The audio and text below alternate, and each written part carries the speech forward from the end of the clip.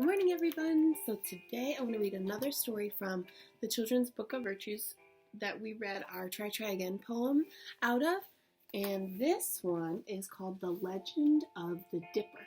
And I really like this story because its message and the theme is that a kind act is often its own reward. So while you're home and you're helping out at home, try and think of something kind to do. All right, so there had been no rain in the land for a very long time. It was so hot and dry that the flowers were withered, the grass was parched and brown, and even the big strong trees were dying. The water dried up in the creeks and rivers, the wells were dry, the fountains stopped bubbling, the cows, the dogs, the horses, the birds, and all the people were so thirsty. Everyone felt uncomfortable and sick. You can see how dry everything is in the little plant.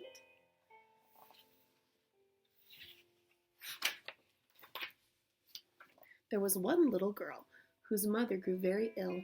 "Oh," said the little girl, "if I can only find some water for my mother, I'm sure she will be well again. I must find some water." So she took a tin cup and started out in search of water. By and by she found a teeny little spring away up in the mountainside. It was almost dry. The water dropped ever so slowly from under the rock. The little girl held her cup carefully and caught the drops. She waited and waited for a long, long time until the cup was full of water.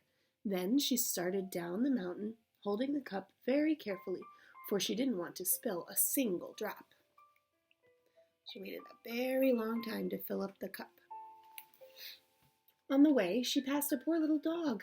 He could hardly drag himself along. He was panting for breath and his tongue hung from his mouth because it was so dry and parched.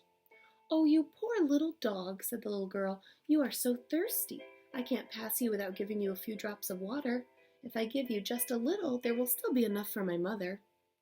So the little girl poured some water into her hand and held it for the little dog. He lapped it up quickly, and then he left feeling so much better that he frisked and barked and seemed almost to say, "Thank you, little girl." And the little girl didn't notice, but her tin dipper had changed into a silver dipper, and just as full of water as it had been before. It's changing.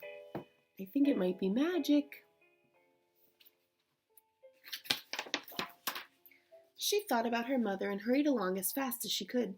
When she reached home, it was late in the afternoon, almost dark. The little girl pushed the door open and hurried up to her mother's room. When she came into the room, the old servant who helped the little girl and her mother and had been working hard all day taking care of the sick woman came to the door. She was so tired and so thirsty she couldn't even speak to the little girl. "Do give her some water," said the mother. "She has worked hard all day and she needs it much more than I do." So the little girl held the cup to her lips and the old servant drank some of the water. She felt stronger and better right away, and she went over to the mother and lifted her up. The little girl didn't notice that the cup had changed into a gold cup and was just as full of water as it was before. Then she held the cup to her mother's lips and she drank and drank. Oh, she felt so much better.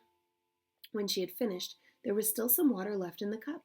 The little girl was just raising it to her own lips when there came a knock at the door. The servant opened it and there stood a stranger. He was very pale and all covered with dust from traveling. "I am thirsty," he said. "Won't you give me a little water?" The little girl said, "Why, certainly I will. I'm sure that you need it far more than I do. Drink it all." The stranger smiled and took the dipper in his hand, and when he took it, it changed into a diamond dipper. He turned it upside down, and all the water spilled out and sank into the ground. And where it spilled, a fountain bubbled up. The cool water flowed and splashed, enough for the people and all the animals in the whole land to have all the water they wanted to drink. Look at that.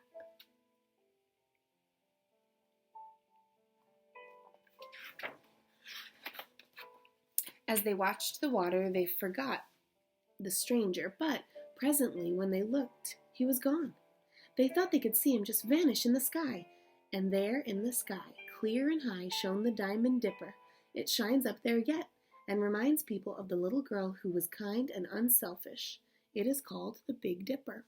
So if you ever look up in the sky and see those stars put together like that, you can think of this story and the kind little girl who helped other people. Sounds good, right? Bye.